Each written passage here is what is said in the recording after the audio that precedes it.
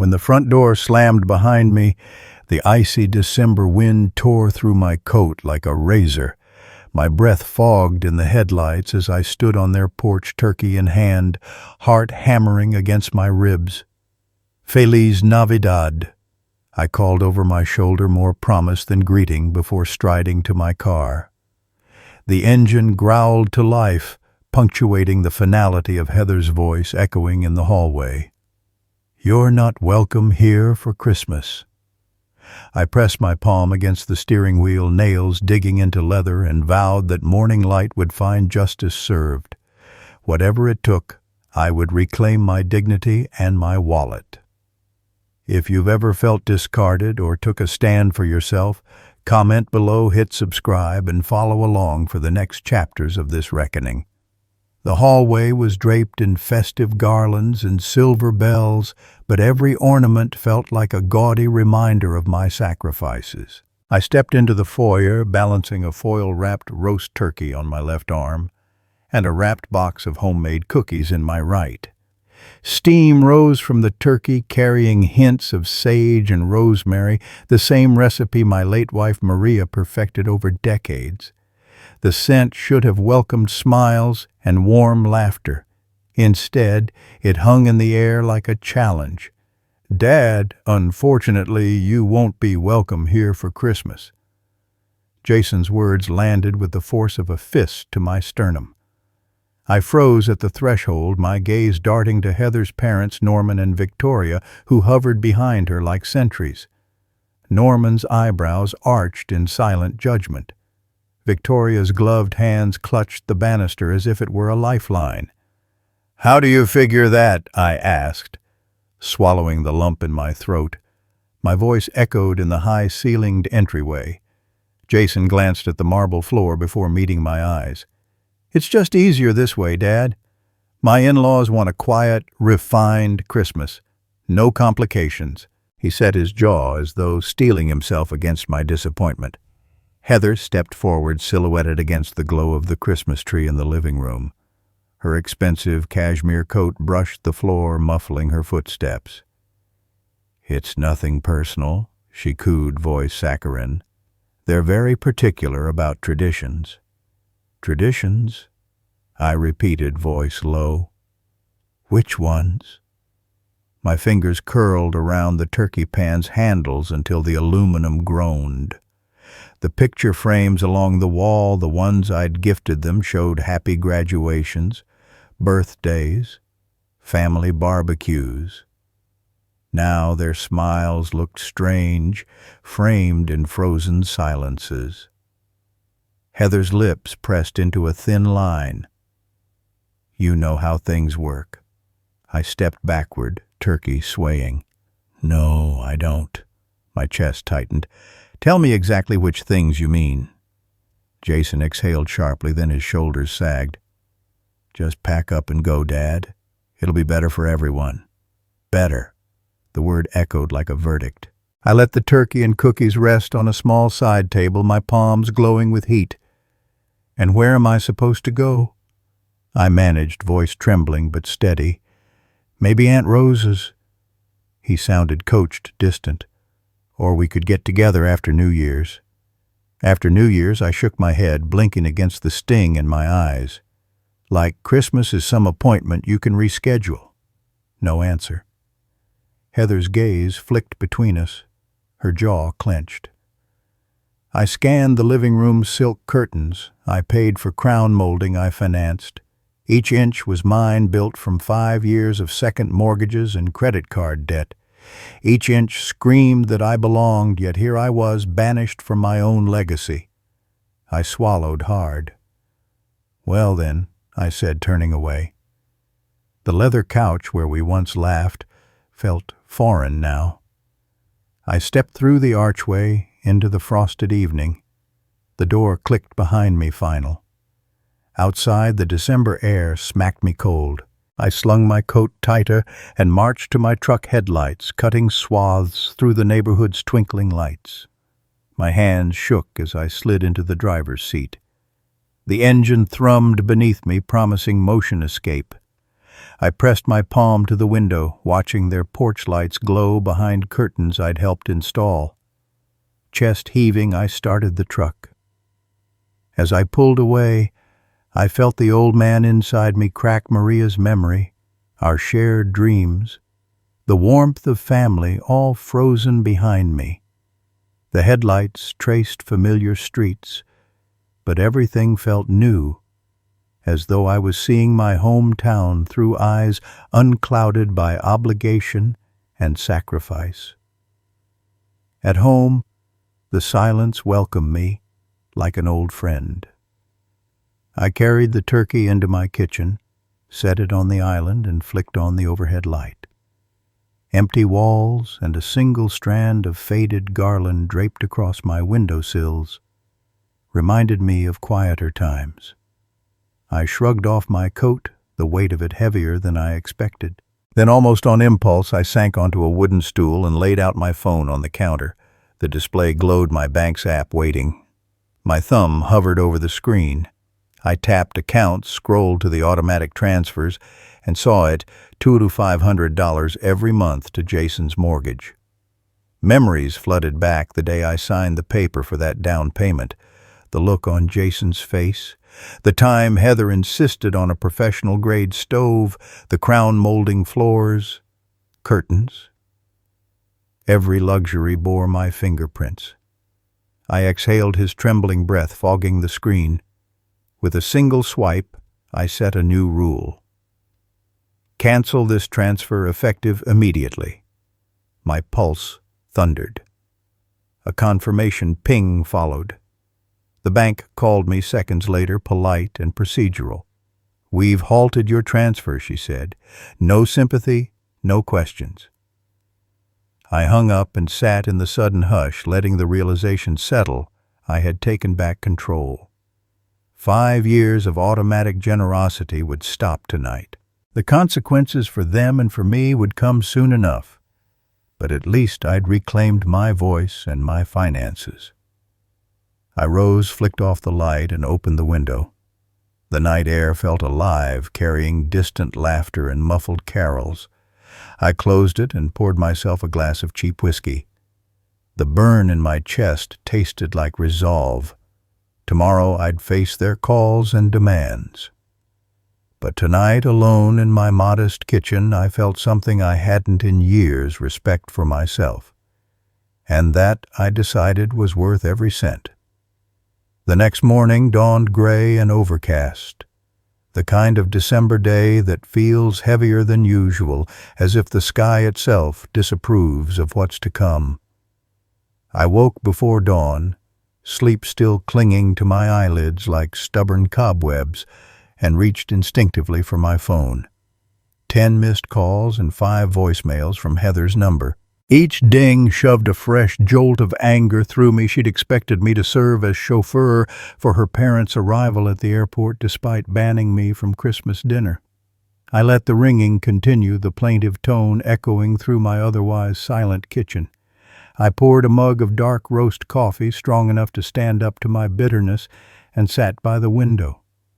Frost etched delicate patterns across the glass, as if pitying me. Down the street, a neighbor's kids tumbled around a reindeer lawn ornament, blissfully unaware of family politics. I sipped my coffee and watched Heather's number blink on the screen again, this time a text: "Flight lands at Tuuru, Carousel 4. Don't embarrass us." Embarrass. The word lingered like a challenge. I'd spent 5 years perfecting Thanksgiving turkeys and financing their perfect life. Now I would test just how embarrassed they'd become. I set my coffee down and opened my laptop. Work calls and emails swirled in the background, another company project I'd long since learned to compartmentalize. But today, my focus narrowed. I had a promise to keep to myself. At precisely 1:30 p.m., I glanced at the clock and let the silence wash over me once more. Outside, traffic hummed. Holiday shoppers loaded SUVs with wreaths and gifts. Heather's parents would be standing at the baggage carousel, dragging suitcases, and they would wait. My phone buzzed again. "Dad, please let me know you're on your way." I turned off the ringer and set the phone face down. Then I made myself a grilled cheese sandwich and heated a can of tomato soup, childhood comfort food I'd forsaken for years, while underwriting someone else's lifestyle. The cheese melted golden, the soup steamed in the glow of the stovetop. It tasted like freedom. At 2:15 p.m. the phone rang. I ignored it. At 2:25 p.m. I finished my sandwich. I washed the dishes, humming an old tune Maria used to whistle as she scrubbed pots. When I turned back, my phone had slipped behind a cookbook. I hunted for it, considered leaving it lost, then retrieved it and flipped it over again. Silence. Warmth and quiet. A luxury I hadn't known in half a decade. By 2:45 p.m., I'd brewed a second cup of tea, fingered through the Sunday newspaper's crossword puzzle, and stared out at the pale winter sky as though awaiting divine approval. The phone lay face down on the coffee table, calling nothing and no one. In the next room, my own Christmas tree twinkled with white lights and old ornaments, each one a memory of simpler holidays. Tonight I'd dine alone under that tree. I didn't anticipate regret. Then, as the orange glow of sunset began to seep into the west-facing window, there came a sudden pounding at my front door, sharp, insistent, angry. It rattled the frame, jolting me from my reverie. I stood chest-tightening and walked calmly to the entryway. Through the peephole, I saw three faces pressed against the frosted glass, Norman's red, furious scowl, Victoria's rigid composure cracking under tension, and Heather, her designer coat askew, mascara tracks dark against her cheeks. I unlocked the door. Heather pushed past me into the hallway, her heels clicking on the hardwood. "What the hell is wrong with you?" Norman barked, his voice echoing in my own foyer. Victoria followed, her posture unyielding.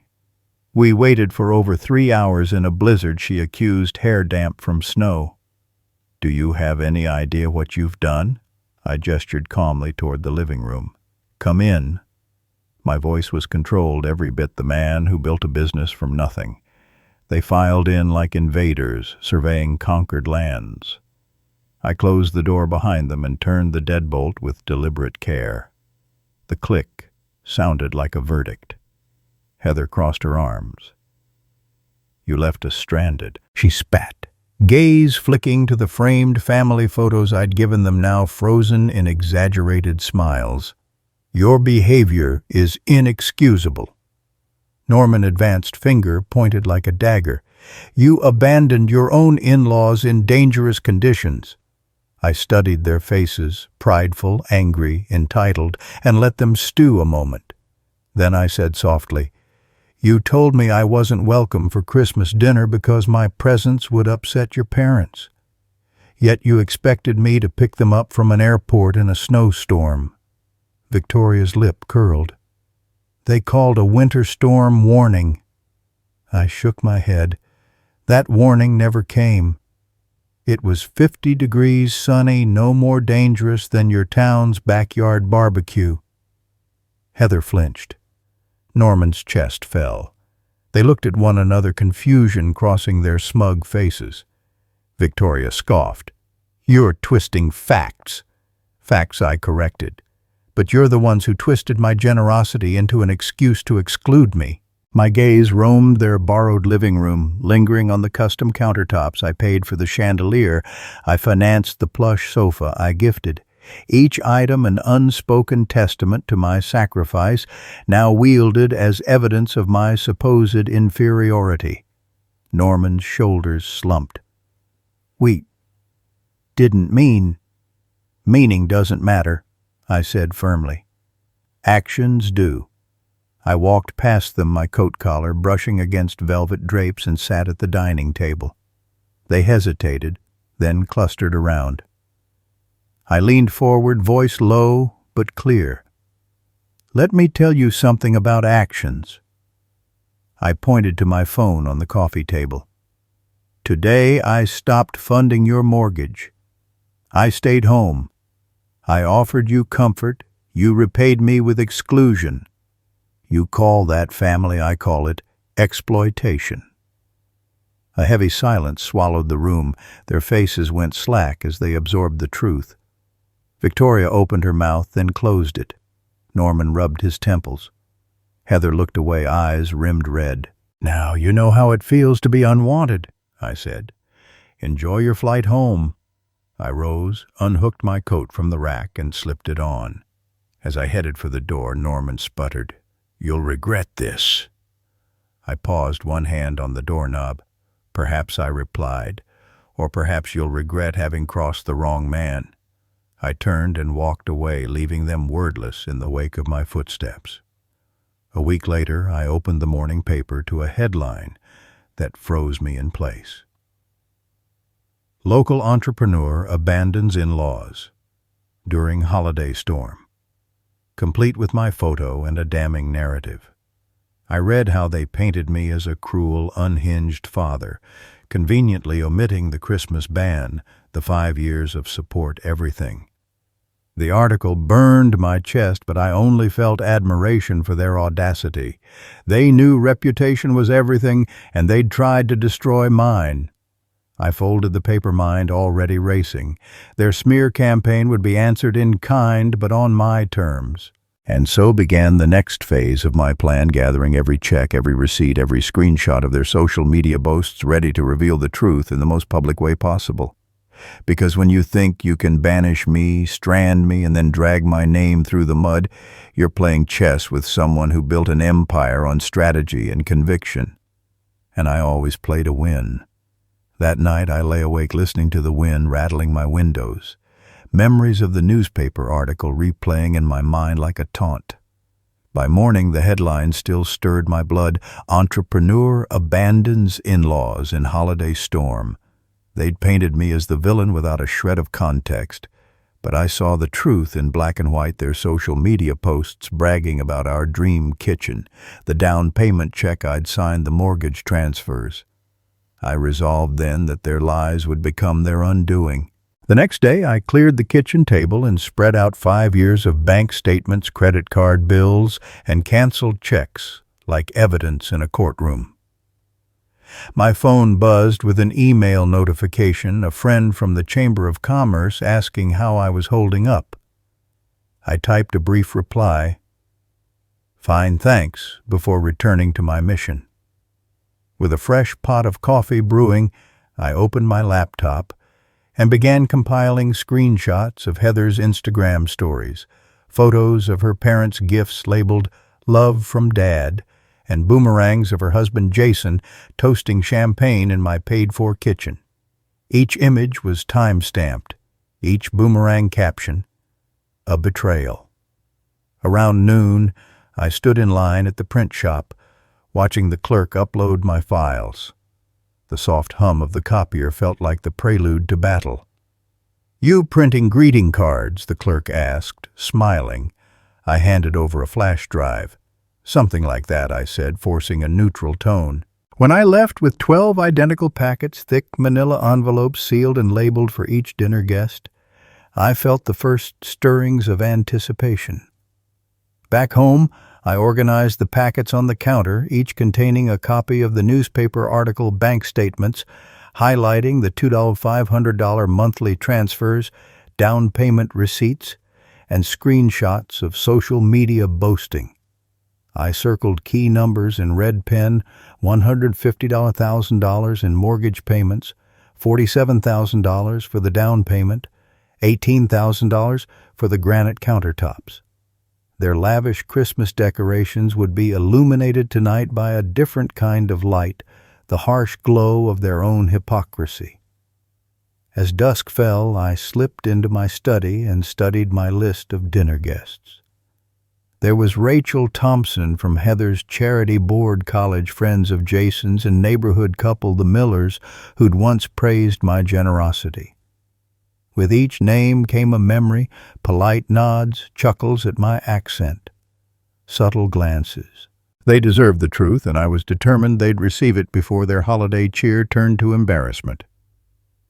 At 7 p.m., I called Aunt Rosa and asked if she could mind my phone. "Whatever you do, don't answer," I said. She laughed. "I'll pretend it's pizza delivery," she promised.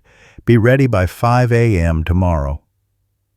I didn't bother explaining that I wouldn't leave my house before the packets were delivered. The early morning chill would be a small price to pay. I set my alarm for 4:30 a.m., but adrenaline woke me at 3:45. Outside, the street was silent except for the hum of a distant lawn light. I dressed in my best navy blazer and dark slacks clothes that said, "Respectable businessman, not angry father." In the kitchen, I brewed a pot of tea, the steam swirling like a curtain I had to part. I reviewed my notes, the exact order of delivery first, the Millers at 6:30, then the Thompsons, then the rest, culminating with the Jenkins family at 7:15. By 6 a.m., the air was frost-tipped and sharp. I loaded the envelopes into my insulated satchel, grabbed my old digital camera to document the aftermath, and slipped out the side door. The cold bit at my cheeks, but I walked with purpose, each footstep echoing on the pavement. First stop, the Miller's door. I slipped the packet through the mail slot and captured the moment on camera their porch light flicked on footsteps inside the rustle of paper. I exhaled a breath of vindication. I moved on, repeating the ritual post, the envelope at the Thompsons' key and the doorbell at neighbor Anderson's, slipping each packet into waiting hands or mailboxes. The world slept as I completed my rounds, the only movement a gentle breeze undoing the winter's stillness. At 7:05, I approached the Jenkins driveway luxury SUV parked under wreath-laden eaves. I placed their envelope on the side table by the front window, stepping back to frame the scene through my camera lens, the warm glow inside the red mat at the door, the evidence waiting to shatter their facade. Returning home, I felt both exhilarated and oddly calm. The hardest part was done. I placed the camera and satchel on my desk and poured myself a cup of coffee. Dawn's pale light filtered through the curtains, revealing the small rip in my blazer sleeve where I'd brushed a nail. I smoothed it down. Flawless execution required flawless appearance. Later that morning, my phone buzzed relentlessly with alerts, texts, missed calls, news notifications. I stayed off social media, instead tracking my packets with a digital map. Small red pins marked each delivery, and I watched as the map filled in like a P&L chart. Satisfaction swelled in my chest as I sipped my tea, listening to the distant laughter of families preparing their holiday brunches, unaware of the storm brewing in their homes. By midday, the newspapers carried follow-up stories, envelopes of proof surface on suburban doorsteps. Local homeowners, shocked by anonymous financial revelations. The articles quoted neighbors' astonished reactions. "I thought we knew everything about the Jenkins," one neighbor said. "Turns out we didn't know the half of it," said another. The local news anchor aired a live segment. A reporter outside the Jenkins home showed the envelope still sealed on their front table. I watched the coverage with a sense of detached pride. They'd tried to destroy my reputation. I'd turned the tables in a single precise stroke. As the noon sun climbed, I drafted a brief statement in case anyone called. Why let lies stand unchallenged? But no one from the media called me. My anonymity remained intact, the ideal camouflage for a strategist. Instead, they speculated wildly, planting seeds of doubt that the grand reveal was orchestrated by someone with intimate knowledge of the family's finances. That evening, I sat by my own modest Christmas tree, its white lights blinking softly against the growing darkness. The silence in my house was profound. No phone rings, no expectant texts. I poured a glass of whiskey and listened to the weight of my breath. Outside, snowflakes began to drift down, turning the streets into a silent stage for what I'd unleashed. I raised my glass to the empty room. "To justice," I whispered. In the stillness, I could almost hear their panic rising like distant sirens. My plan was unfolding exactly as I'd designed. The world now knew their hypocrisy, their entitlement, and the cost of taking me for granted. Tomorrow's headline would be even bigger, and by Christmas Eve, the final act would play out in the grandest of settings, a dinner they never thought I'd attend. And so, as the snow settled and my whiskey warmed my hands, I closed my eyes and allowed myself a rare smile. In the days ahead, they would scramble to salvage their reputation, but it would be too late. I had reclaimed my dignity, and the reckoning they deserved was well underway. The sun had dipped below the horizon by the time I pulled onto the Jenkins Street. String lights danced along their manicured hedges, and wreaths swung on glossy doors, pictures of holiday bliss. I parked my sedan a block away, letting the engine's hum fade into silence before stepping into the cold night. In my satchel, 12 packets lay waiting like silent witnesses to 5 years of lies. Tonight, those witnesses would speak. I approached the front porch, briefcase in hand. The door swung open before I reached for the knob. Heather, in a glittering red dress framed in warm foyer light. Her smile faltered the instant she saw me. "Dennis," she breathed, voice tight. You said you wouldn't come." I returned her gaze steadily. "I promised myself a better understanding of who I am and who you are," I said. "I've come for the truth." Behind her stood Jason Tuck's jacket, half-buttoned, cheeks drained of color.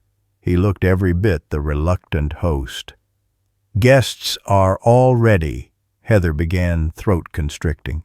"I'll catch up," I said, stepping past her into the foyer. The air smelled of pine and baked ham. I tucked my briefcase under my arm, fingers brushing its cool metal latch. Each heartbeat felt like a drum roll. In the dining room, a dozen people were seated around a long table. The centerpiece, a silver candelabra crowned with holly, cast flickering shadows across polished faces. Laughter bubbled as a server carried in a steaming platter of mashed potatoes. The room's warmth contrasted sharply with the chill moving up my spine. I cleared my throat. "Good evening, everyone." Silence rippled like a stone dropped in water. Guests turned toward me, confusion giving way to recognition. Mrs. Thompson from Heather's charity board raised an eyebrow. The Millers exchanged nervous smiles. Jason's college friends looked as though they'd seen a ghost. Heather stepped forward, hand trembling. "This isn't. Please let me." I set my briefcase on a sideboard. My movements were deliberate, measured. When I clicked it open, the snap seemed to echo through the room. I withdrew a single manila envelope and placed it at the head of the table directly in front of Jason's empty seat. "I'd like to start by thanking you all for joining this Christmas Eve dinner," I said. "Allow me to share some context." I reached inside the briefcase and brought out a stack of envelopes, one for each guest, then stepped back. A hush pressed down. The server paused, spoon mid-scoop. I cleared my throat again. "On this table are statements, receipts, and screenshots documenting 5 years of my financial support for this household." My gaze flicked to the Jenkins family. Heather's jaw clenched. Jason's hand went white around his napkin. I paused to let the weight of the moment settle. A distant chime on the grandfather clock marked exactly 7:15 p.m., the perfect hour. Then turning to Mrs. Thompson, I said, "Madam, may I ask you to open yours?" She swallowed and looked at the envelope bearing her name. With trembling hands, she slit the seal and extracted a packet of papers. I circled to the table's right, stopping beside the Millers. "And you," I continued, "please review the documents I've provided." Their gloved hands brushed the envelopes as though they might burn. Across the table, the room's temperature seemed to drop. Breaths grew visible in the candlelight. When the last guest had retrieved their envelope, I cleared my throat one final time. Let's talk numbers. I lifted a bank statement, held it high enough for all to see. 30 mortgage payments of $2,500 each. That's $75,000 over 3 years, just the beginning. I let the statement sink in before tapping a highlighted line. Multiply that by 5 and you have $150,000. Add the $47,000 down payment and we reach nearly $200,000. Gasps rippled around the table. Heather's hand flew to her mouth. "Dennis." I know," I said softly. "It's a lot to take in." My voice carried the weight of unspoken years. "You welcomed me here as long as I paid for your luxury. The moment I asserted my own dignity, I was banished, stranded, and smears were printed in a local paper. I produced the folded newspaper article, its headline scrawled in bold, 'Entrepreneur Abandons In-Laws in Holiday Storm.' I placed it face up amid the packets. A murmur grew, then splintered into a cacophony of questions. "This can't be real. How dare you? You set us up." Voices overlapped until I raised a hand. The room stilled. "Real," I said, scanning their faces. "Every receipt, every transfer, every social media boast you see here was funded by me. Every inch of this home you admire paid with my money." I gestured at the chandelier, the silk curtains, the granite countertops. I enjoyed doing it. I loved this family. But love isn't earned by bookkeeping. It's earned by respect. Jason swallowed hard. "Dad." "You keep saying Dad," I interrupted gently. But where was the son who protected his father's dignity? His lips trembled. Victoria Jenkins. Heather's mother tried to speak but hesitated, eyes locked on the receipts. I lifted my gaze to the entire table. "You all deserve the truth before you celebrate tonight." I closed the briefcase with a firm snap. My part here is done. My shoulders relaxed for the first time since I entered. Heather rose, voice quivering. "You're ruining everything." I shook my head. "I'm restoring it." She glanced around at the stunned faces, neighbors, friends, colleagues, each now aware of the deception. The festive tablecloth looked suddenly garish beneath the stark truth. I turned and strode toward the door. The room held its breath. At the threshold, I paused and looked back. "Enjoy the rest of your evening." Then I slipped out into the December night, leaving behind folded napkins and shattered illusions. The driveway lights blurred as I walked to my car. My heart pounded, but a calm certainty filled my chest. Tonight, I had reclaimed my story and my dignity. As I slid behind the wheel and pulled away, the glow of the Jenkins windows receded, and with it, the last vestige of someone who allowed himself to be anything less than respected. In the rearview mirror, I saw the flicker of confusion and perhaps regret, but I didn't look back. My future awaited, built on my own terms, strengthened by the reckoning I'd bravely delivered. The dawn after the dinner reveal arrived quietly, the world outside my window wrapped in a thin veil of frost. I woke to the hum of my phone vibrating unfamiliar numbers, local news alerts and more missed calls from Heather and Jason. I let it ring, savoring the peace that followed last night's storm. Sliding out of bed, I padded to the kitchen in socks and a worn t-shirt, flipping on the kettle and pulling yesterday's coffee mug from the cupboard. The steam curled from the spout as if celebrating my small victory. After pouring a cup, I settled at the counter and queued up the morning news. The anchor's voice crackled with excitement. Overnight, dozens of suburban homeowners discovered sealed envelopes on their doorsteps containing bank statements and receipts, evidence of 5 years of hidden mortgage payments. The orchestrator remains anonymous, but the repercussions are already rippling through high society. B-roll footage showed neighbors flipping through documents on their stoops, eyes wide in shock. My own face glowed on the screen for a fraction of a second, labeled local strategist. They'd guessed, but not quite correctly. I turned off the TV. The newspaper on the table bore a headline splashed in red envelope gate generosity unmasked above a blurry photo of someone slipping an envelope under a door. I picked up the broadsheet, my jaw unclenching as I paged past speculation about a disgruntled ex-employee or a jealous competitor. No one suspected the man who'd orchestrated it, me sitting at my own kitchen island sipping coffee without guilt or regret. A knock on the door startled me. It was early, barely 9:00 a.m. I set the paper down and opened it to find Jason standing on the porch, shoulders hunched, suit wrinkled, eyes hollow. The wind caught his hair, blowing loose strands across his forehead. "Dad," he said, voice cracking. "Can I come in?" He hesitated, as though expecting the door to slam shut in his face. I stepped aside. He entered, glancing around the familiar space, the faded wallpaper, the chipped countertop we'd once refinished together. I didn't know where else to go." He rubbed his palms against his trousers, as if trying to erase fingerprints from his own guilt. I poured him a cup of coffee and slid it across the counter. "Here." His fingers closed around the mug, trembling. He brought it to his lips, but didn't drink. Silence stretched between us like a taut rope. Finally he said, "They've canceled the mortgage. They served me a default notice. 3 months overdue." His voice was low, the words a confession. I raised an eyebrow.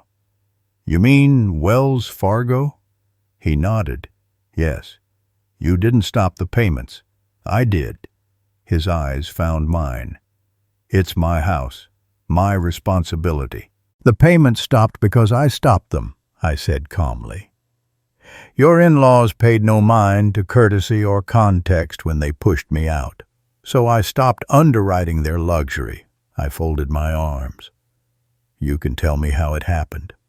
His shoulders slumped deeper. "After your letter-writing campaign, Norman used his banking connections to get the default notice pushed through early. Their lawyers sent me a demand 2 weeks to bring the account current or they'll foreclose." He swallowed hard. "I don't have the money." I studied his face, the once proud man reduced to a boy begging for scraps.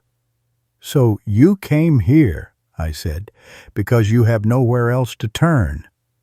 Jason set down his mug and ran a hand through his hair. "I was wrong. I should have defended you, should have stood up to them when they talked down to you, when they made you feel like an ATM." He winced as though in physical pain. "I'm sorry." I walked around the counter and placed a hand on his shoulder. His posture contracted at the touch. "This isn't about apologies," I said. "It's about actions.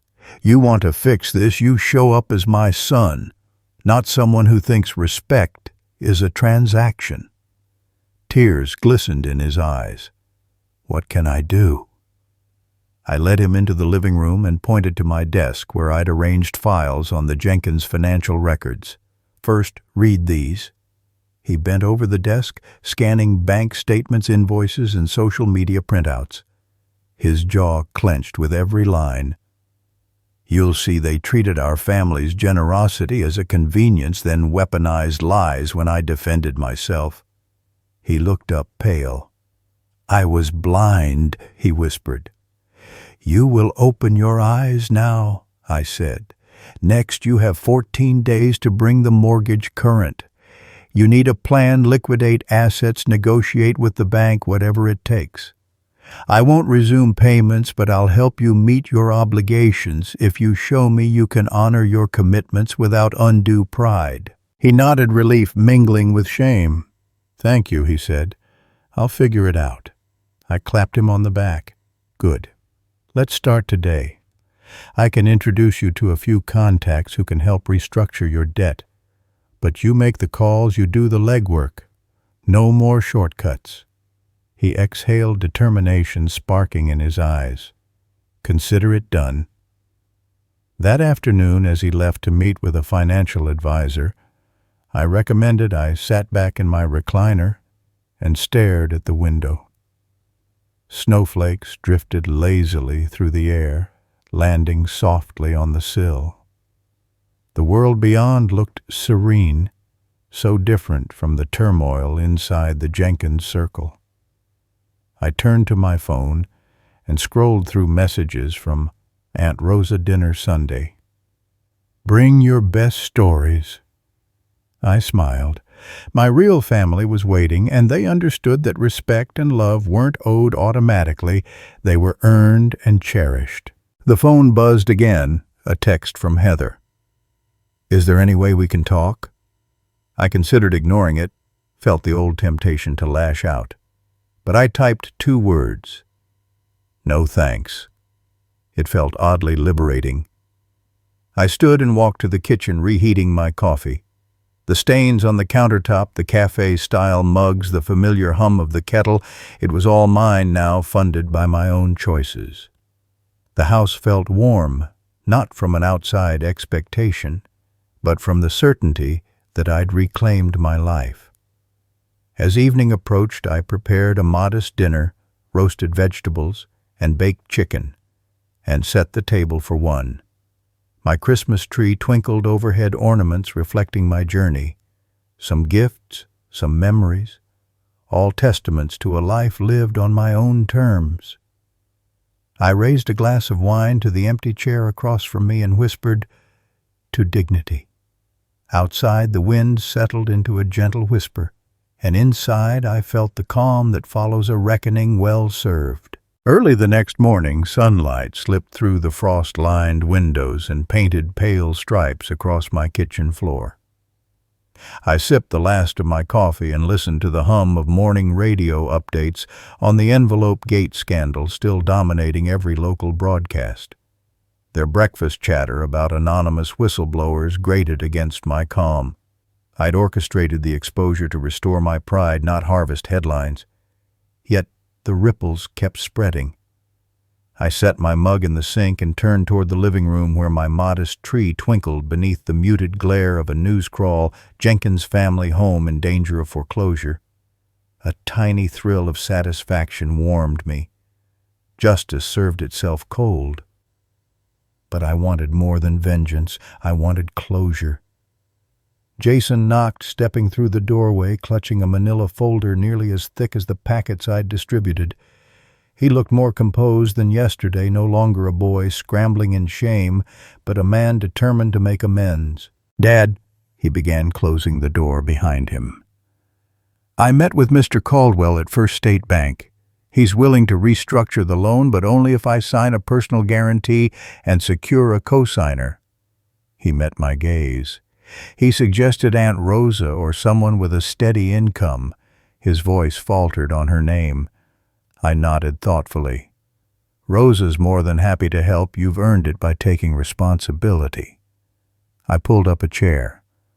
"What's your timeline?" He cleared his throat. 2 weeks to file the paperwork, then monthly payments start again." He slid the folder across the table. "I've already filled out the forms and drafted a budget cutting out every unnecessary expense."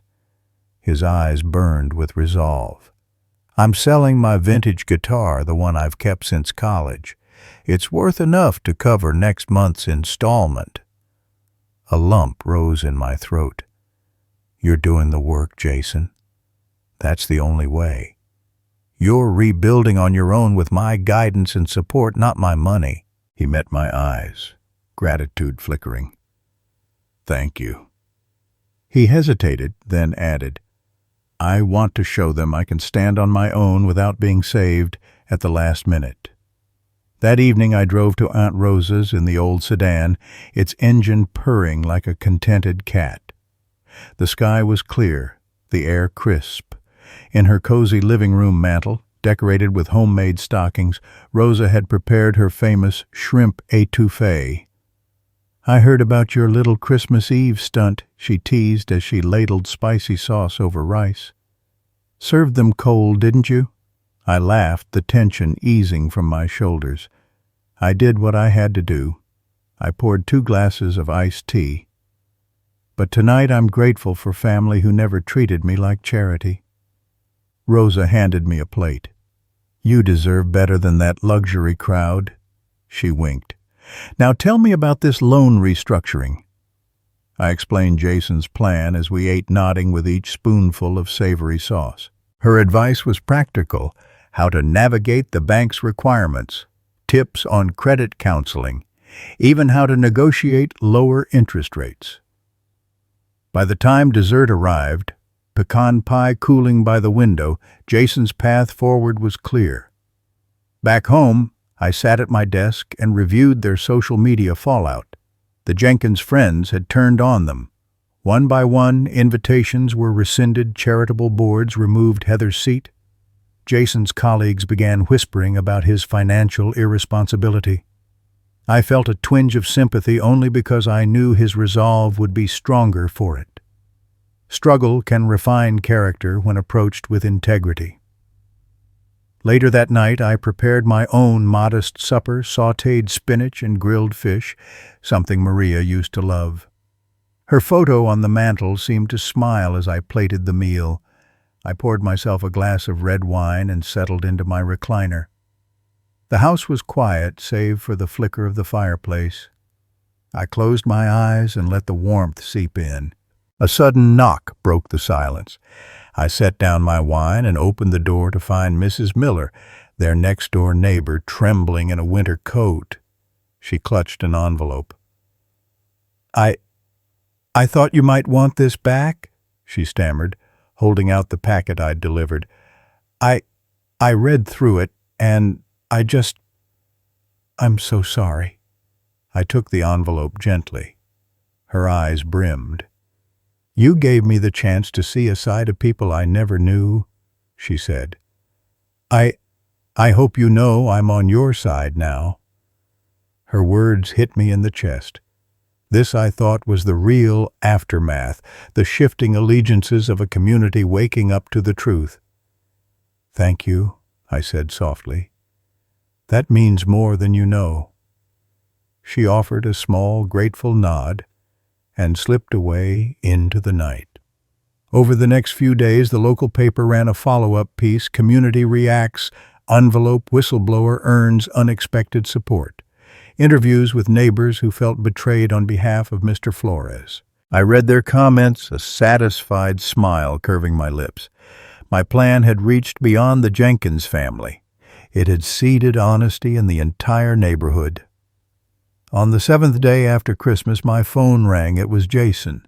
He sounded buoyant. "Dad, we're officially reapproved. They accepted Aunt Rosa as co-signer and my payments start next month. I gave the guitar to a kid at the music store.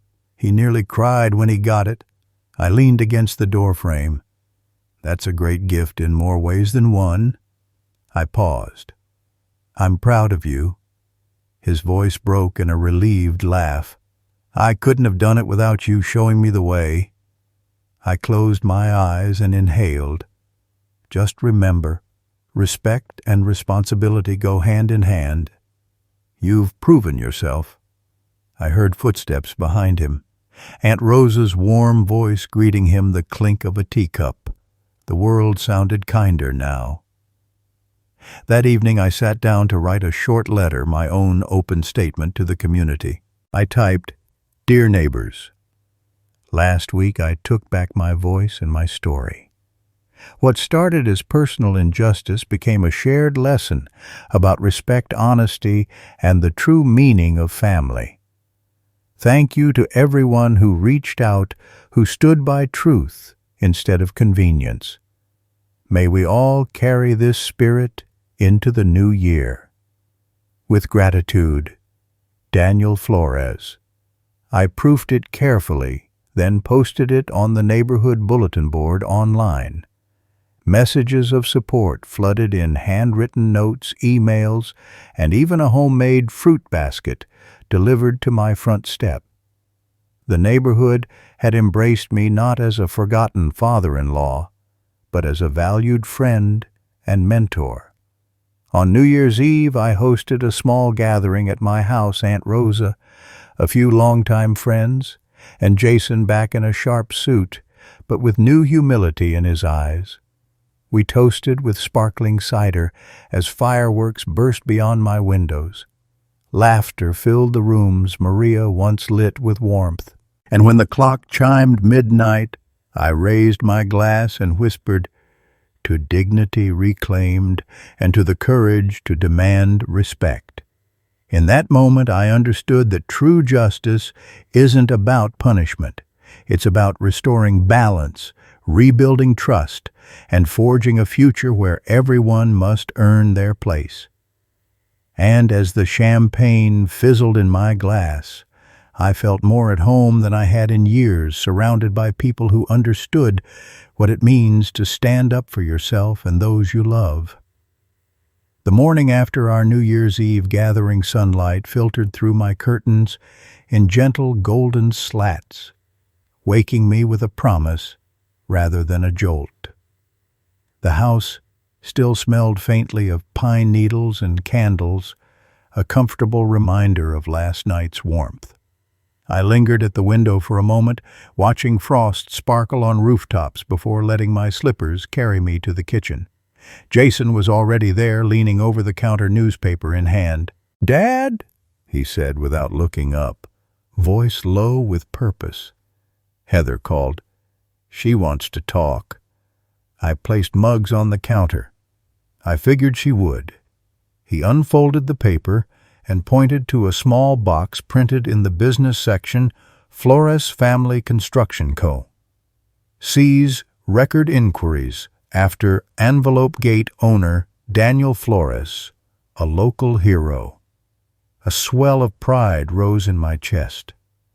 "Look at that," I said, tracing the headline with a fingertip. "They're calling me a hero now." Jason smiled, but it didn't reach his eyes. "That's not what she wants to talk about. She's in trouble." He hesitated, pain flickering in his gaze. "She lost her job at Hawthorne & Co. She says the backlash made it impossible for her to stay." I set down my mug, surprised by a flicker of sympathy. For all her arrogance, Heather had been my daughter-in-law once. "And what does she expect you to do?" "He wants me to ask you for help." Jason exhaled. "She's asking me to beg for your forgiveness to convince you to pay her severance cover. Her moving expenses find her a new position." I drew a slow breath. The temptation to refuse outright was strong. 5 years of insults and exclusion weren't erased by one scandal. Yet I'd always believed in second chances provided accountability. "Does she understand why she lost her job?" Jason nodded. "She knows she was part of a toxic culture. She admits she let her parents' entitlement blind her. She said she'd like to apologize publicly." His voice cracked. "She wants to make things right." I glanced at the framed family photo on my counter. Maria me Jason as a boy, then back at my son, bruised but determined. "All right," I said quietly. "I'll grant her one meeting, but on my terms." That afternoon, I drove the sedan through crisp streets to Heather's apartment, a sleek modern complex that, like the Jenkins home, I'd helped fund. She greeted me in the foyer, eyes red-rimmed, shoulders hunched inside a wool coat. For a moment I felt the old pang of betrayal, but I reminded myself of the dignity I'd reclaimed. "You asked to see me," I said, stepping inside. The apartment was tastefully minimalist light streaming through large windows, nothing ostentatious, nothing mine. Heather motioned to a leather couch. "Please sit." I offered a slow nod and took the seat. She perched on the edge of the sofa, hands clasped in her lap. Silence stretched, charged with memory. Then she exhaled. "Daniel," she began, voice trembling, I'm sorry. For everything. For excluding you at Christmas, for using you, for letting my parents treat you like you were beneath them. I lost my job because I underestimated you." Tears welled. "I don't expect you to forgive me, but I need you to know I'm ashamed." Her genuine remorse gave me pause. I studied her face, gaunt now, stripped of designer makeup. "Talk." I tapped the couch between us. She closed her eyes. I want to make a video apology, a public statement. I'll say your name, explain what I did, and own my mistakes." She reached into her purse and pulled out her phone. I drafted a script. "May I read it to you?" I nodded. As she spoke, halting at first but growing in conviction, I felt the tension in the room ease. Her words weren't excuses. They were admissions of guilt and accountability. When she finished, I exhaled. "That's a start." Heather looked at me, hopeful. "Will you help me post it? Share it on your channels?" I met her gaze. "If it's honest, yes. But you'll post it on your family's social media accounts, not mine. And you'll delete anything that paints you as a victim." She nodded vigorously. "Agreed." I rose. "Good. Then we have a plan. I'll have Jason draft the apology video schedule script filming posting. Once it's live, I'll cover your severance and help you with job leads, but only after your video has at least 10,000 authentic views and comments from people you've wronged on social media." Heather's face paled. 10,000. I shrugged. "Your reputation needs to be rebuilt on genuine reconciliation, not pity. Your parents cut you off fine. You'll rebuild your own network by facing consequences." She swallowed. "Thank you." I turned to leave. "I suggest you start writing." That evening, back home, I reviewed news alerts. The Jenkins scandal had spread beyond our suburb feeders. On regional networks were picking up the story, praising the anonymous whistleblower and quoting neighbors' outrage at the Jenkins hypocrisy. I allowed myself a wry smile. The truth travels fastest when wrapped in spectacle. My phone buzzed. Jason, looking for my feedback on Heather's draft apology video. He sent me a link. I tapped play. On the thumbnail, Heather, in a simple gray sweater, standing before her Christmas tree, voice steady. "Hello, I'm Heather Jenkins. Last Christmas, I excluded my father-in-law, Daniel Flores, from our family celebration because I believed he was beneath my parents' standards. I then helped smear his reputation with false claims. I was wrong. His generosity built the life I cherished, and I repaid him with betrayal. For that, I apologize to him, to my husband Jason, to our community, and to everyone I hurt with my arrogance. I pledge to rebuild with humility and respect." The video ended with Heather lowering her head. I watched the playback count tick upward, already at 2,000. Comments streamed in. "Brave apology. A lesson for all." "Welcome back, Mrs. Flores." Relief warmed me. She was facing the right kind of scrutiny. Over the next week, Heather kept her promise. She posted daily updates, photos of her volunteering at the community center where Daniel's Construction was sponsoring a free holiday meal, and interviews on the local radio admitting her faults. Each post ended with a direct link to Jason's debt restructuring fund, where neighbors could contribute to his mortgage payments if they wished. A handful of attendees from the exile dinner surprised everyone by donating small amounts enough to top up Jason's account for the next month. At home, I watched the transformation with fascination. Heather's pride, once armor-thick, melted under genuine atonement. One evening she came by my office with a folder of thank-you messages from community leaders. "You saved me," she said, but I shook my head. "You saved yourself by choosing humility." "I know this won't erase the past," she whispered, "but it's a start." I nodded, remembering Maria's gentle wisdom that healing begins when you admit your faults. Exactly. As February dawned, the Jenkins house emerged from foreclosure threat. Jason's restructured loan held, and Heather's public contrition had softened the bank's stance.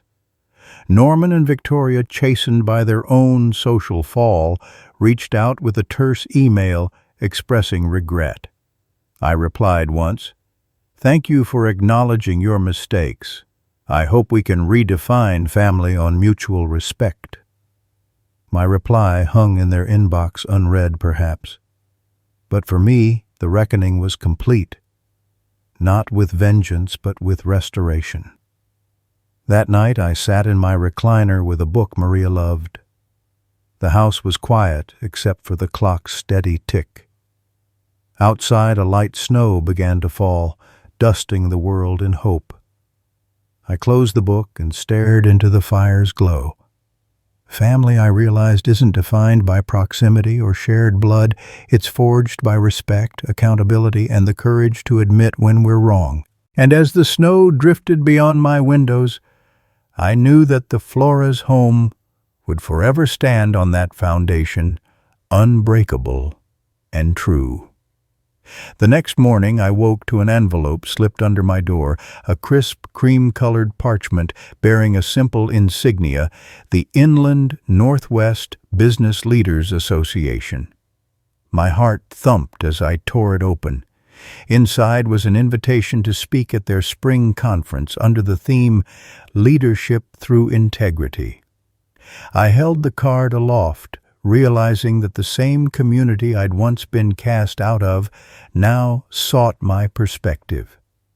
As I brewed my morning coffee, I reflected on how far I'd come from embarrassed outcast to respected strategist. Later that day, I settled at my desk and drafted my speech outline. I wanted to share not just the details of my conflict with the Jenkins family, but the lessons that rippled outward, how courage and accountability can reshape relationships and restore trust. I jotted down anecdotes the moment I halted the mortgage transfers. The sight of neighbors returning their envelopes with apologies, Jason's transformation as he rebuilt his life on his own terms. Each recollection reminded me that true leadership emerges when you dare to take a stand, even when it feels easier to remain silent. By mid-afternoon, Aunt Rosa called to congratulate me. "They'd be fools not to invite you," she said, her voice warm. "Your story resonated far beyond your block." We chatted about her upcoming community fundraiser, an event to raise scholarship funds for local students. She asked if I'd like to sponsor one of the scholarships in Maria's name. I agreed without hesitation. Education, I told her, is the greatest gift we can leave behind. As I hung up, the weight of my grief for Maria felt lighter, transformed into something purposeful. That evening, Jason joined me at the kitchen table, reports in hand. He'd secured a new account at Flora's Family Construction, 2 $500,000 contracts to renovate community centers in overlooked neighborhoods. "Mr. Caldwell vouched for me," he said, face alight. "He said the same qualities you championed, integrity and resilience, were exactly what his clients needed." I smiled, pride surging. "You earned this, son." He nodded, humility and gratitude mingling in his eyes. "I couldn't have done it without the hard lessons," he replied. "Thank you for refusing to be anyone's ATM." A week later, I found myself standing behind a lectern in a brightly lit ballroom. the Business Leaders Association's logo projected on a screen behind me. Seated before me were dozens of faces, CEOs, entrepreneurs, community organizers, all eager for guidance. I took a steadying breath and began. Last winter, I discovered that generosity without respect can be just as toxic as indifference. I funded a family's dream home only to be met with humiliation when I asserted my own dignity.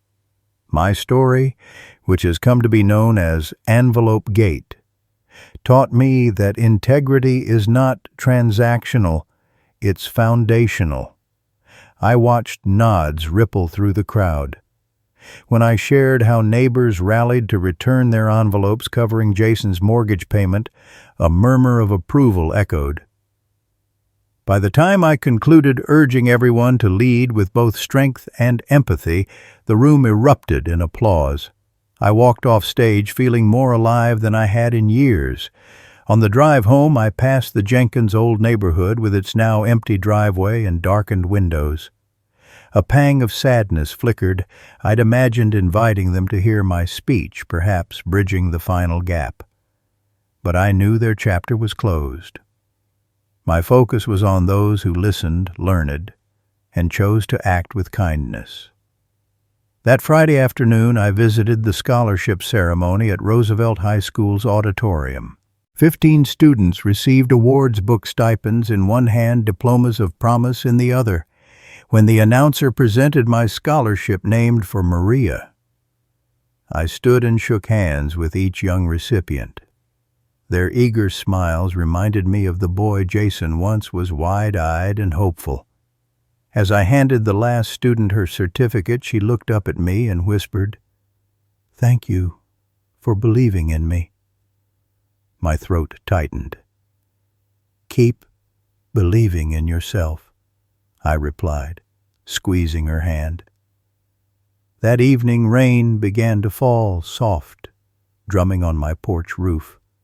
Nature's hush after days of high energy. I sat by the window with a glass of wine, surveying the house that had once been my battleground, and now my sanctuary. The stripped wallpaper in the guest room had been replaced with soothing slate blue, my own choice this time. Fresh photos adorned the mantel. Jason at a ribbon-cutting ceremony for the community center, Aunt Rosa surrounded by scholarship winners, neighbors gathered for a potluck. Each image captured a moment of genuine connection, healing through action. A knock at the door drew me back to the present. I opened it to find Norman Jenkins standing in the rain, umbrella in hand, shoulders stooped. His once proud posture now carried the weight of regret. "Daniel," he began, water droplets clinging to his collar. I wanted to apologize in person." He looked every bit the humbled man I'd confronted months ago. "I saw your speech online. Your words about integrity I wish I'd understood sooner." He hesitated. "I'm not asking to be welcomed back. I just wanted you to know I'm sorry." I invited him inside, handing him a towel and offering coffee. We sat at the kitchen table, steam rising between us. He clasped his mug eyes fixed on the rising vapor. "I lost more than my reputation," he admitted. "I lost my sense of what matters." He paused, then added, "Thank you for showing me and our community a better way to lead." The vulnerability in his tone felt genuine, a rare admission of fault from a man once so certain of his superiority. I nodded, absorbing his words. "Apology accepted," I said. "I don't know what the future holds for our families, but I'm glad you understand." He exhaled, relief softening his features. When he left the front door, clicking shut behind him, I leaned back in my chair and closed my eyes. Outside, the rain ceased, the world damp but cleansed. Inside, I felt the same clarity. Life was about moving forward with integrity, forgiveness, and open hearts. Late that night, I penned a letter to Jason, detailing everything I'd learned and the plans I envisioned expanding the scholarship fund, mentoring young entrepreneurs, and ensuring that Flora's family construction became a beacon of community stewardship.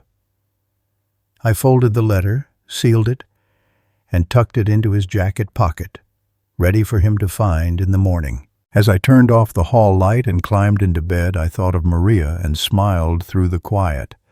Our story, one of betrayal, confrontation, and redemption, had become more than personal vindication.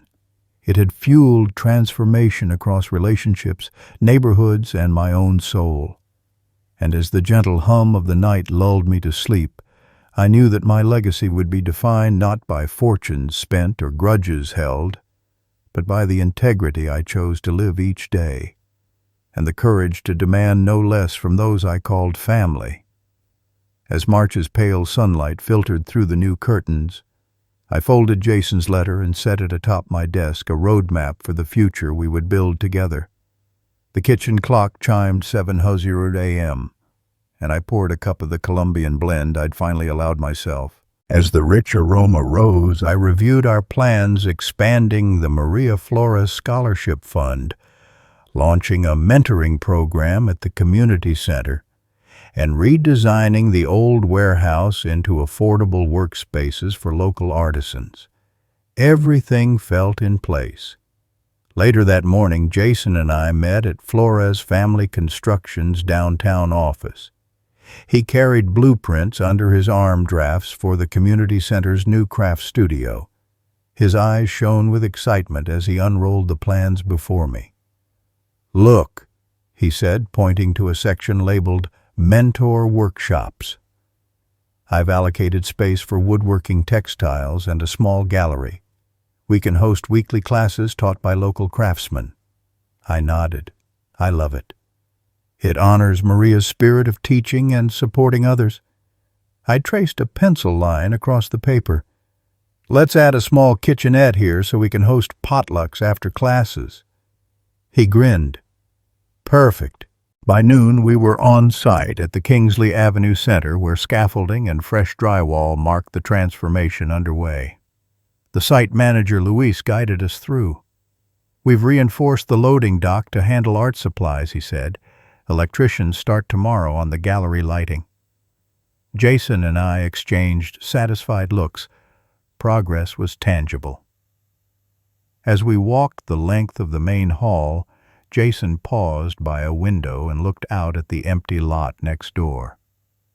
"Wouldn't it be great to turn that into co-working studios?" he mused. I smiled. "Let's pitch that to the board." A creative hub adjacent to the center would draw more traffic and support our scholarship recipients. He nodded, already drafting email notes on his phone. That afternoon, Aunt Rosa arrived with 2 of our scholarship winners, Maria's name emblazoned on their certificates. They shyly presented me with a hand-painted thank you card and fresh-baked tortillas still warm in a woven basket. I knelt to accept them. "You girls are the reason we do this," I said. Their cheeks flushed with pride. "Keep dreaming," I added. "We'll build the spaces. You fill them with your art." The next day, the Inland Northwest Business Leaders Board convened in the conference room where I'd once sat as a guest. This time I chaired the meeting. The Jenkins invitation to speak had led to several offers for collaboration. Today's agenda, finalizing the co-working proposal and seeking sponsorships for our mentorship program. As each board member weighed in, bankers, developers, nonprofit directors, I saw in their faces the respect earned through transparent leadership. When the vote passed unanimously, I felt a surge of accomplishment from ousted in-law to community architect. That evening, the first Craft and Connect workshop opened with a modest turnout, 3 scholarship recipients, 2 apprentice carpenters, and a grandmother who'd returned to painting after decades. Jason kicked off the session teaching basic carving techniques. I circulated among the tables, offering encouragement and fielding questions about upcoming sessions. The room buzzed with creativity and conversation, a far cry from the cold formality of that first Christmas Eve dinner. A week later, as we finalized the permits for the co-working studios, I received a text from Mrs. Thompson, the charity board member who first opened her envelope. "I'd like to sublease one desk to host my nonprofit's admin work. Please advise." I replied, "Happy to connect you with Jason. Desk is yours." Moments later, another Ping the Millers wanted to rent space for their pottery classes. Their tone was tentative yet earnest, a clear sign they sought reconciliation through action. At home that night, I found Heather on my porch clutching a manuscript.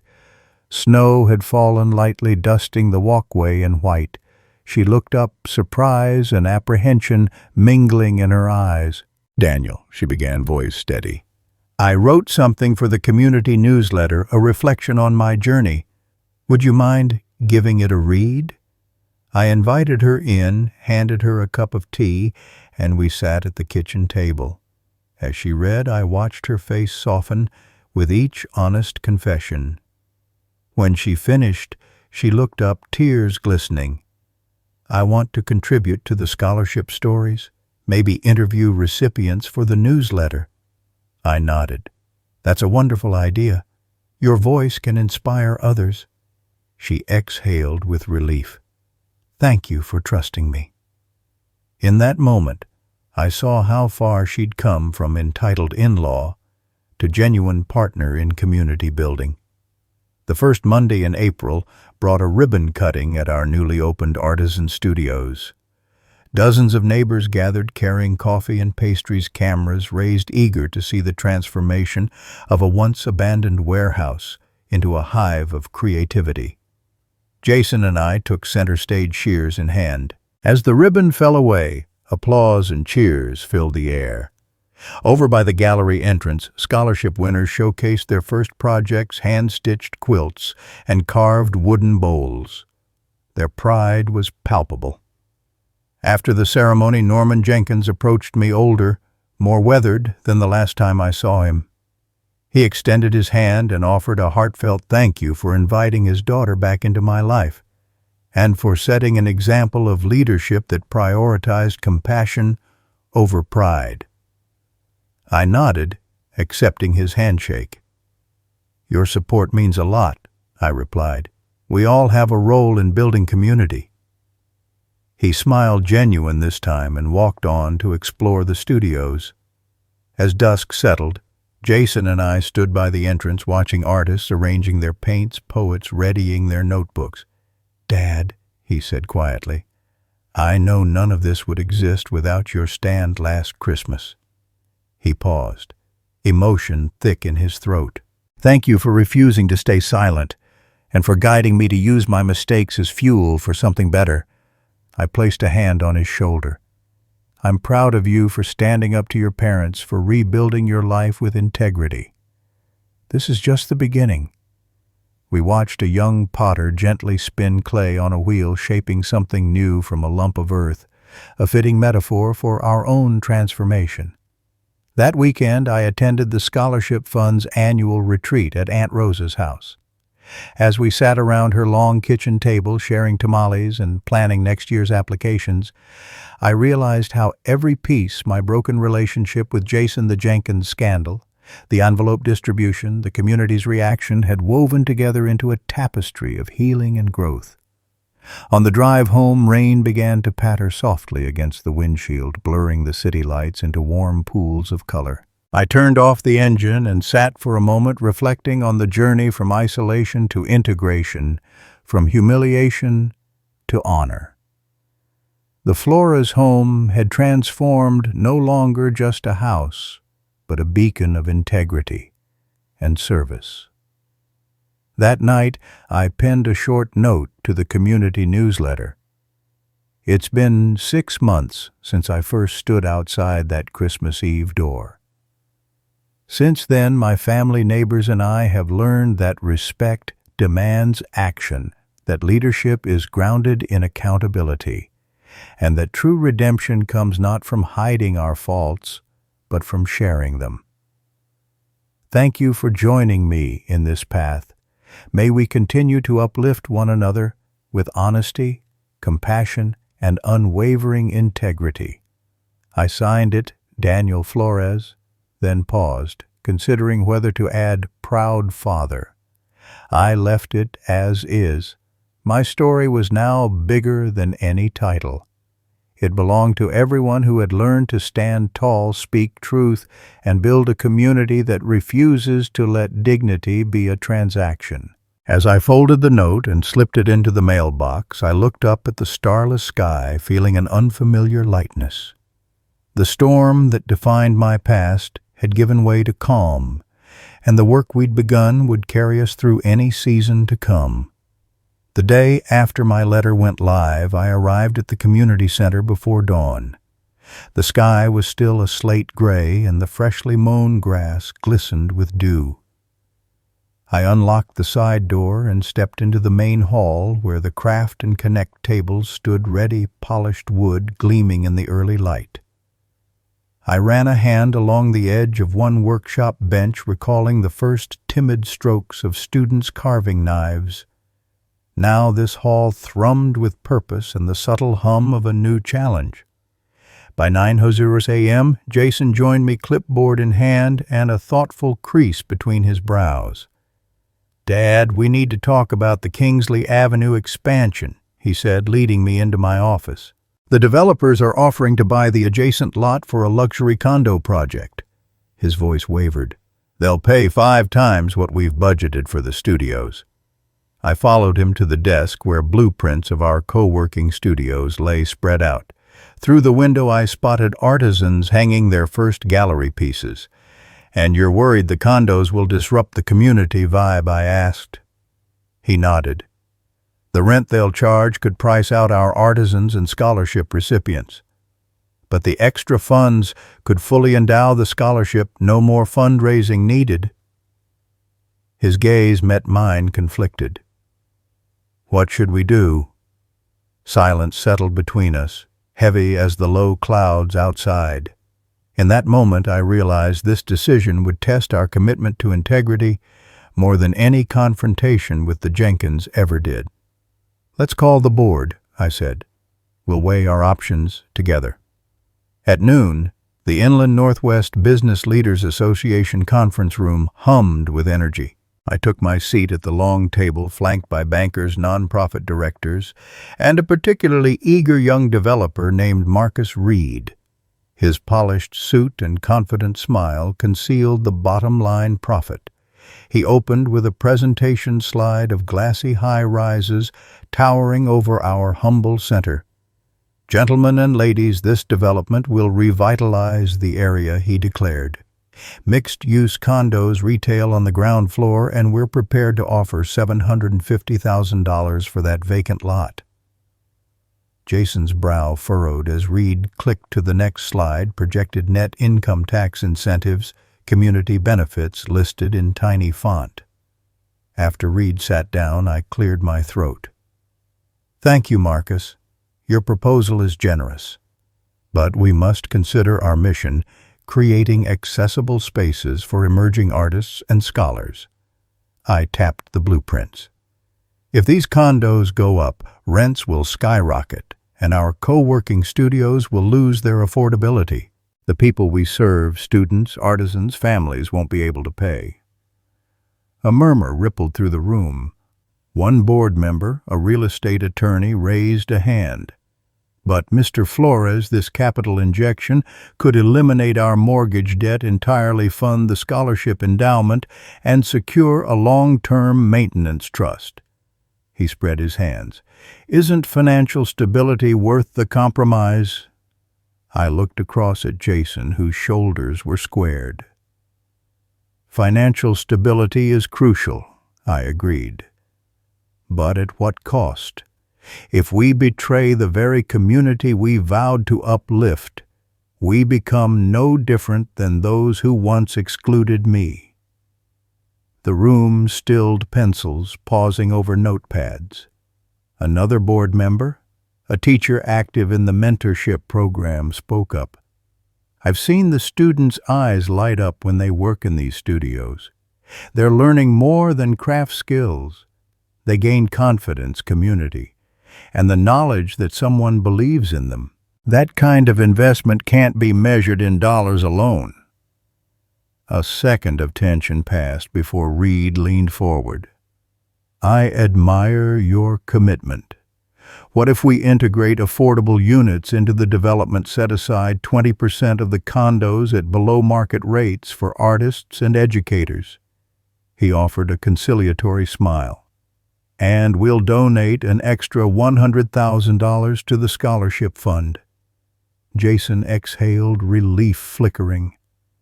That could work, he said. Mixed-income housing would keep costs down for our community. I nodded slowly, considering the compromise. Let's draft specifics, I replied. We'll need enforceable clauses, lease terms, rent caps, and scholarship funding schedules. The board reached a tentative consensus: negotiate with Reed on the inclusionary zoning and community benefits package. As we adjourned, I felt a cautious optimism and the weight of ensuring our values remained intact. Later that afternoon, back at the center, I walked through the studio rooms now filled with sunlight and student chatter. A potter shaped clay on a wheel, dimpling the spinning form with practiced fingers. A painter mixed acrylics by the window. I approached Maya, one of our scholarship recipients, who was lost in work on a vibrant landscape. "How's it going?" I asked. She looked up, sweat glistening on her brow. "Great, Mr. Flores. I'm applying to art school next year." She paused. "Your center made that possible." Her gratitude warmed me more than any profit margin could have. At sunset, I found Jason in his office drafting the partnership agreement with Reed's team. He looked up as I entered. "Dad, they're amenable to all our terms: shared public access, rent caps, scholarship funding, community event space. They even offered to let our mentorship program use their ground floor retail for summer exhibitions." He smiled, exhaustion and triumph mingling. "We did it." I clasped his shoulder. "You did it. You fought for the mission." He shook his head. "We did." In that shared moment, I felt the culmination of months of conflict, growth, and collaboration. That evening, Aunt Rosa hosted a small celebration at her house, tacos and tamales, to mark the new partnership. Heather attended too, offering her signature punch and genuine congratulations. Norman Jenkins arrived quietly, handing me a small envelope containing a check, his parents' contribution to the scholarship fund. He nodded. "A belated Christmas gift," he said. "I want to be part of this legacy." I took the check and looked into his eyes. "Thank you," I said sincerely. "Your support means more than you know." The room buzzed with laughter, the clink of glasses, and the warmth of shared purpose. Late that night, as I walked home under a canopy of stars, I reflected on our journey from exclusion to inclusion, from wounded pride to collaborative triumph. The co-working studios would soon stand as a beacon of integrity, a testament to what happens when you insist on values over convenience. The scholarship recipients would carry Maria's legacy forward, and the community would thrive in a space built on respect, accountability, and shared dreams. I stepped onto my porch, inhaling the cool night air. A single porch light illuminated the pathway, a small gesture perhaps, but one that symbolized the illumination of countless lives.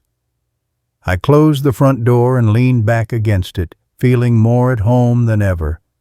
The world was changing, one thoughtful decision at a time, and I was right where I belonged, leading with conviction, building with compassion, and ensuring that dignity remained the cornerstone of every choice we made. The morning sun slanted through the tall windows of the artisan studios, painting the hardwood floor in warm amber streaks. I stood at the foot of the gallery wall, adjusting the final photograph in a series now titled "From Ashes to Art." Images of students at work. Scholarship winners clutching their certificates. The center's transformation from empty lot to vibrant hub. Today was the unveiling of our first annual community exhibition, and I felt a quiet flutter of anticipation. Moments later, the doors opened and neighbors began to flow in, parents cradling toddlers on hip, retirees tapping canes in rhythm, local press whispering behind camera lenses.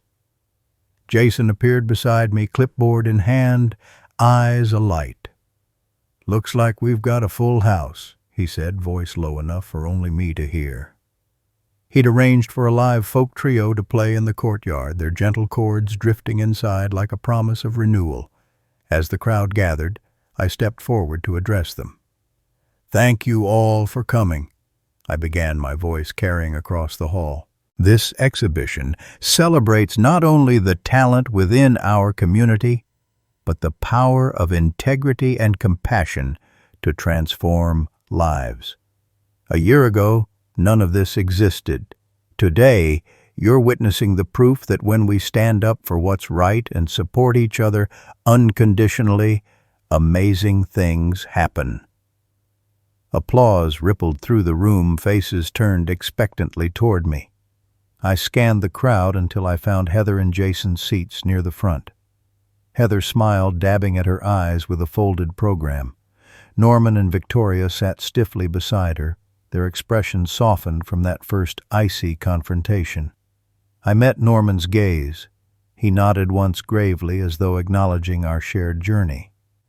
After a few more remarks, I invited everyone to explore the installations.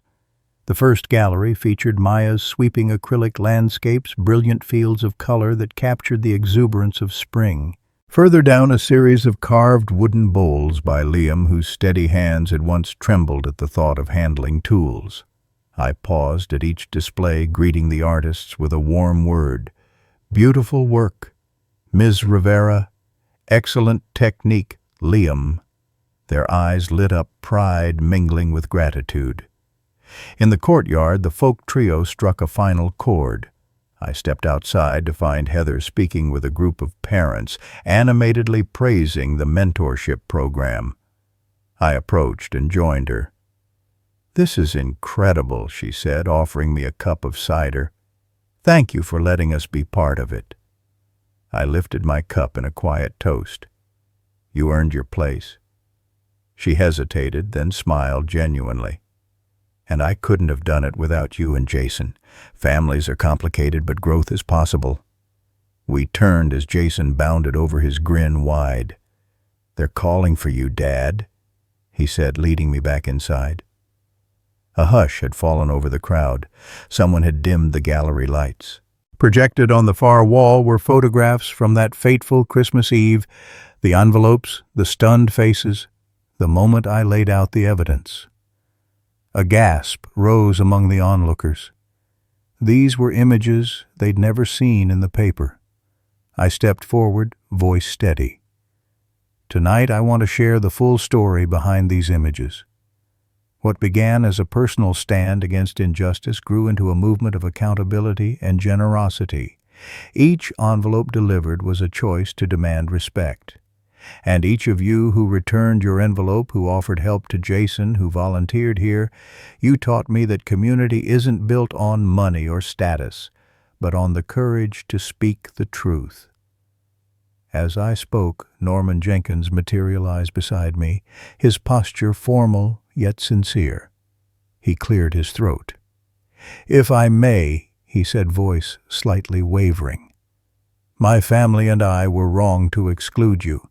We forgot that generosity is not a transaction. Watching what you've built here and hearing your words reminded me of the responsibility that comes with privilege." He paused, emotions flickering in his eyes.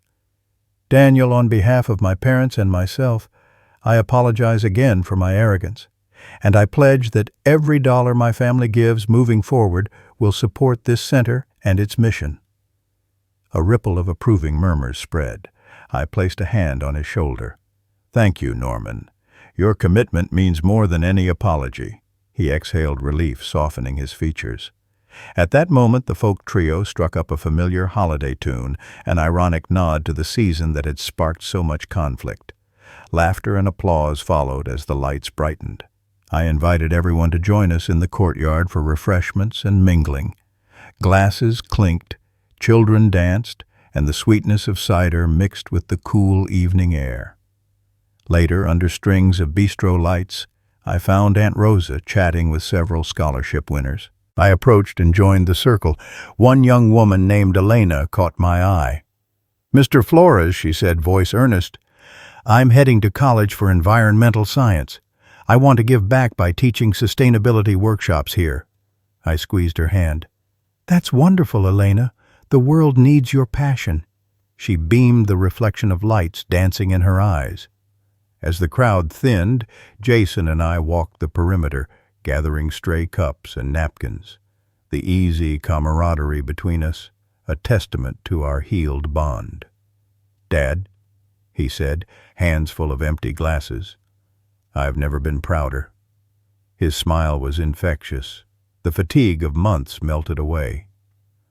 I paused, looking at the budding flowers in the center's garden planted by students last spring. Their tender green shoots pushed through rich soil, reaching for the light. "Neither have I, son," I replied softly. "Neither have I." That night, as the final guests departed and the string lights dimmed, I lingered in the courtyard. The crisp air carried the faint echo of laughter and music. I closed my eyes and inhaled deeply, letting gratitude wash over me. Inside, I retrieved my journal and sat at my desk pen poised over the blank page. I wrote, "Today we proved that when you uphold integrity, demand respect, and open your heart to redemption, you transform not only your own life, but the lives of everyone around you." This center stands as proof that dignity is never earned by convenience. It's forged through courage, accountability, and unwavering hope. I signed at the bottom, Daniel Flores. Then I closed the journal and placed it on the shelf beside Maria's photo. The house was quiet, no longer bearing the echoes of exclusion, but resonating with the promise of community. As I climbed the stairs to bed, the final words of the folk tune drifted from the courtyard. Tomorrow work would resume on the next expansion. More students would arrive, new challenges would surely emerge. But tonight I slept, knowing that part 11 of our story, one of confrontation, reconciliation, and collective triumph, was complete. And the final chapter, I knew, would be the legacy we continued to build together. Early spring arrived with a gentle warmth that coaxed crocuses and daffodils from the thawing earth. I woke one Saturday to the hum of birdsong outside my window, a stark contrast to the frosty dawns that once greeted me in solitude. As I brewed my morning coffee, I allowed my mind to wander across the year's journey that decisive night on the Jenkins doorstep. The envelope deliveries, the studio openings, the ribbon cuttings, and now the quiet ripple of everyday kindness flourishing in our community. Today I would close this chapter and open a new one. By mid-morning I stood in the driveway of my childhood home, the modest bungalow I'd inherited from my parents and renovated with Maria's careful eye. The front yard had been reset. The cracked sidewalk replaced with a flagstone path, native shrubs lining the walkway. In my hand was a small box of freshly laid brick, salvaged from the old Kingsley Avenue warehouse. I'd promised myself that these bricks, once part of a place of transformation, would become the cornerstone of my own renewal. Jason pulled up behind me, his truck bed empty save for a single crate of daffodil bulbs. He hopped down, wiping his hands on a rag, then grinned. "Ready?" he asked.